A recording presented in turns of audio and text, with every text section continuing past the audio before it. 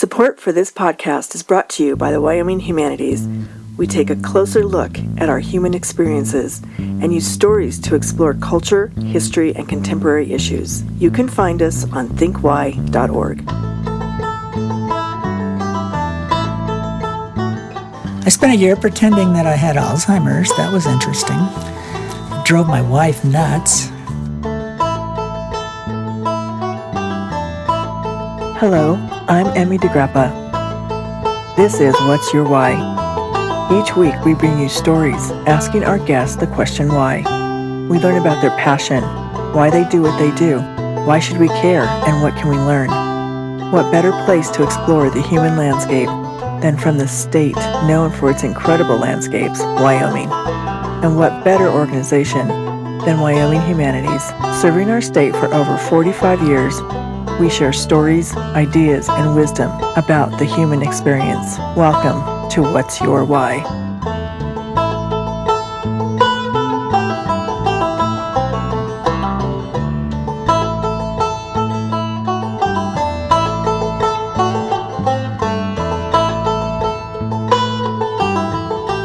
Today, we are talking to Tim Sandlin. Tim is an author and a screenwriter, and his most well-known work is called Grovant Trilogy, which is actually made up of 4 books, not 3. And they include Skip Parts, Sorrow Floats, Social Blunders, and the final one is called Lydia. Welcome, Tim. Thank you. Glad to be here. I want you to kind of go down a road with me, because you've been writing for how many years? 57, maybe, 54, something Wow. like that. I don't know. All my life. Really? Have you been writing all your life? What was Since I first learned how to write, yeah. When did you know you wanted to be a writer? When did it become Well, I started writing pretty young. I bought my first writer's market when I was 14 from the Valley Shop, which is now Valley Books. I didn't actually publish anything till I was 37, but I wrote every day between 14 and 37. I just wasn't publishing. Did your parents realize that that was a passion you had? Well, yeah, that's what I majored in college, in creative writing and professional writing, and my mom was a writer of sorts. So they were happy to have me be a writer. Has it been great? Oh, I've enjoyed it. It's a good way to spend your life. It's all I've ever known how to do and all I've ever wanted to do. By the time I was 10, I knew what I was going to do in life, and that it's a lot easier to get what you want when you know what you want. Well, that's true. Especially as young as possible. Yeah. So you can remember as far back as 10 years old that you knew that that's what you were going to grow up and become. Sorta. I first started writing stories somewhere in that range. Mm-hmm. Maybe 14. I don't know. Been writing enough to get the writer's market and try to sell the things at 14. So what is the writer's market? It's a big book that tells you where to send your stories and try to get them published in books. What was your inspiration for starting the Jackson Hole Writers Conference? I wanted somebody to talk to. I don't ski and I don't sell real estate, so I had nothing to talk to anyone about. I would just sit in my little apartment and write all winter, and then I would go to the cowboy and dance and drink. But I didn't know anyone who was interested in what I was interested in. And I met a few writers, and we decided to start this conference. So once a year, I could talk to somebody who was interested in what I'm interested in, which is writing, reading. Mm-hmm. So do you spend a lot of time reading and developing your characters? You know, because you've lived most of your life in Jackson. Is that correct? Most of it, yeah. And so you were born in Oklahoma. Yes. And then you moved to Jackson at what age? Well, my dad worked for the national park in the summers. So from 1960 till around 67 or 8, I was seasonal, only here in the summer. And then as soon as I could, I came up permanently. And so what influenced your books? I wanted to know why people do what they do. I mean, many people take actions that are against their interest. And I always wondered why, and why do people do what they do? So if I could be like 10 different people, then I could explore all the different ways of being instead of just being stuck with me. And that was fun. And so that's kind of what this show is about. Why do people do what they do? Because that is the core of the humanities, is the question, why? So all the studies which includes literature. Well, it's a good question. It's probably the most important question. So that's why when I ask you, what was your passion that kept you going, delving deeper into your books? To understand people, create people, to live many lives instead of just one, to get what I think across so that people might listen to what I think. I mean, it's a pretty arrogant thing to think that people should listen to you, especially complete strangers. And so writing fiction is a good way to do that.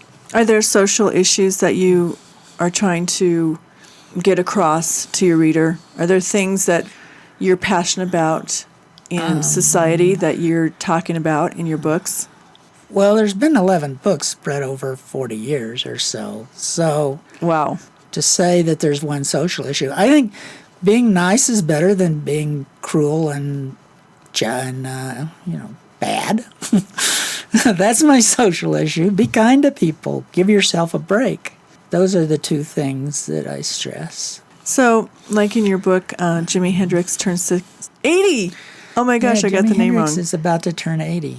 Okay, so there were social issues in that book. Yeah. Right, that's what I think I was trying to understand. American society treats their seniors like crap, which is interesting because, the goal is to become one.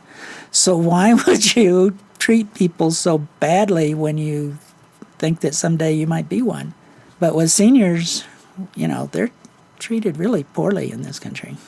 What makes you say that? Are you talking about nursing homes? Yeah, nursing homes and, just the fact that you turn invisible when you hit about 55 or 60. Very few people see you when you do things, and they don't take you seriously. The government, like right now, what they're doing with this new tax thing where they're going to take away Social Security and Medicare and all that kind of stuff. So I think it was an issue. When Jimi Hendrix turns 80, I talked about it. A lot of those guys were losing control. The book's set in California, and I think you can do it in Wyoming, where the court can choose somebody to take control of your finances, somebody you don't even know, and they take all your money away from you and all your freedom, and you have no choice in the matter. Isn't that why people do estate planning? And I don't know anything about estate planning. Or living wills? I don't know anything about that.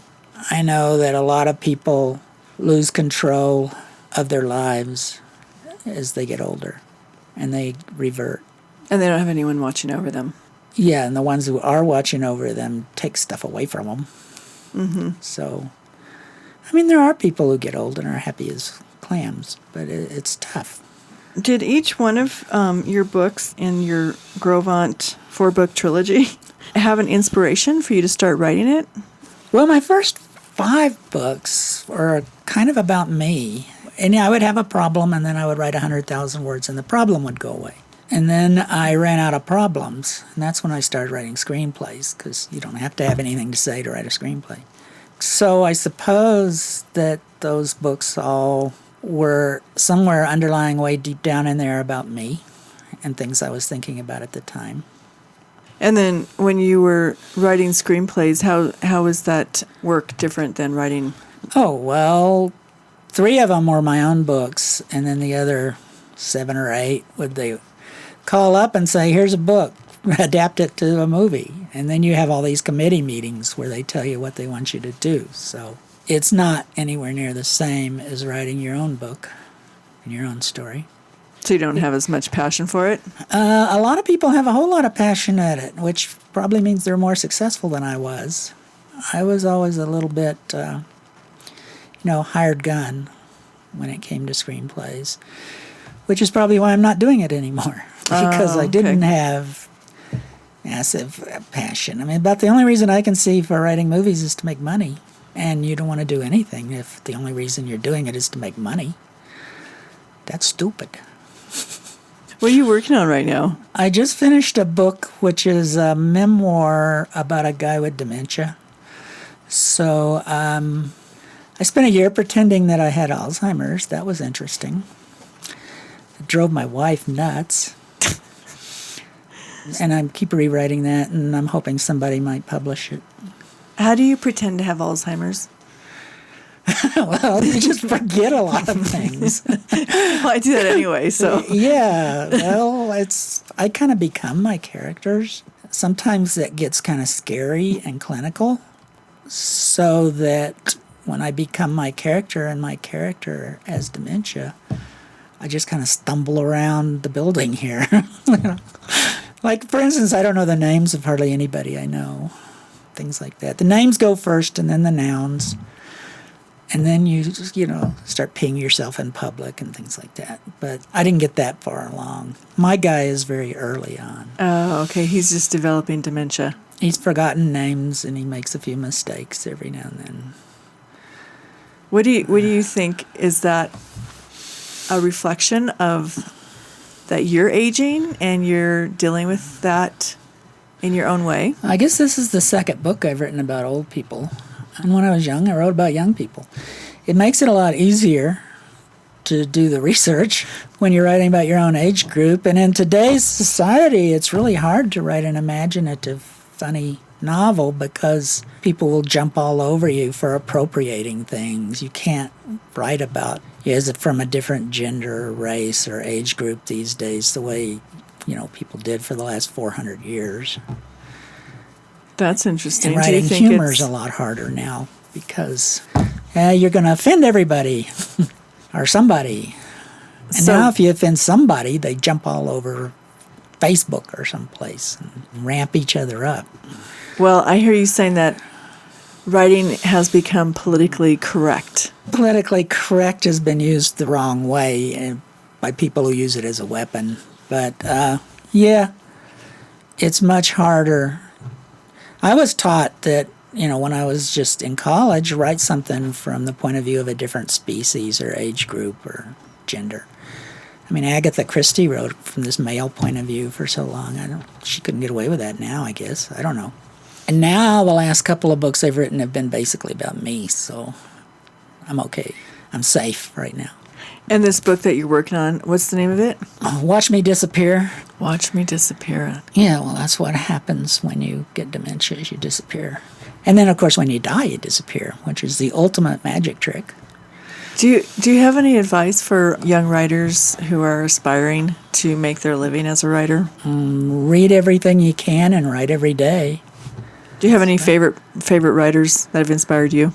Over the years, that's kind of evolved, but Larry McMurtry, John Nichols, Jim Harrison, Sarah Bird, Gail Tsukiyami. I've been reading a lot of Asian writers the last few years. And then I read a lot of dead writers. I don't read a whole lot of modern, new stuff. Okay, so you don't have any contemporary favorites that are out there? Well, Murakami is great. There's a Malaysian guy named Eng, E-N-G is his last name. He's as good as anybody. Those are modern people. Like I say, I'm so terrible at names. How do you find the people that you want to invite to present at the Jackson Hole Writers Conference? What do you look for? Niceness and accessibility. We don't bring prima donnas. Generally, teachers are better speakers than people who just do nothing but write. Writers who will be a draw because we have to bring in so many of our registrants are from East Coast and West Coast. It's not a local thing at all. And so we need a name that people have heard of and that we can still afford. So many big writers get speaking agents now, and they're really expensive. So whenever I want to meet somebody, I invite them to come to Jackson, and they love Jackson, and so they come. Oh, that's good. That's a good plan. Yeah. And people I've met, there was a while there I did a lot of book festivals and book fairs and other conferences. And I got a network of people there that I've brought all of them in from time to time. Well, I want to invite you back, and I want you to bring one of your favorite, something that you've written that you really take pride in. I'm going to have you read it. Well, I write that it's a story for the Jackson Hole magazine twice a year. Those are short and generally pretty funny. I used to write a column for the paper every week, but it was hard to keep that up and still write fiction. Those things for Jackson Hole magazine, they're usually funny and short. Okay. It's nice to hear your voice. And when you say you've written about yourself a lot, you're just you, but when you have characters, you can be 10 different people. Yeah, a lot of my characters are me with no filters. And so here's how I would be if I could be that way. If I was willing to say anything to anybody, which I'm not. I mean, nobody is in real life. But I write about people who are usually not that nice and not that lovable, but then by the end of the book you love them because you understand them finally. Like with Lydia. And they grow on you. Yeah, you start to understand why these, like an Archie Bunker kind of character. At first you can't stand and then you love them. That's how most of my characters are, I guess. That's interesting. It's been so great talking to you. Thank you. It's been fun. Yeah, thank you, Tim. Thank you.